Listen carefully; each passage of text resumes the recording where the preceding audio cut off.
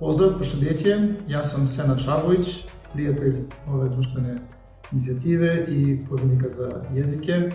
Sad ću vam ispričati jedan vic, pola na albanskom, pola na srpskom jeziku. Máme von buri gruz që punon dogan, e tradhton një gru tjetër. Gruaja nga dogana kthehet në shtëpi një ditë më herët, pasi po dyshon diçka, nis me kërku nëpër shtëpi, ajo gruaja më shefet në dallap.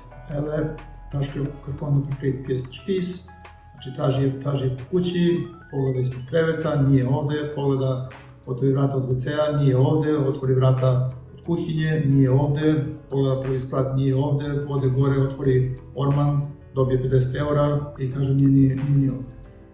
Eto, u slučaju da vam neko ispriča vic na dva jezika, vi ga nećete razumeti, u slučaju da znate samo jedan. To je jedan od mnogo razloga zašto treba naučiti jezike, tako da potrudite se i uradite to, naročito drugi zvanični jezik na poslu.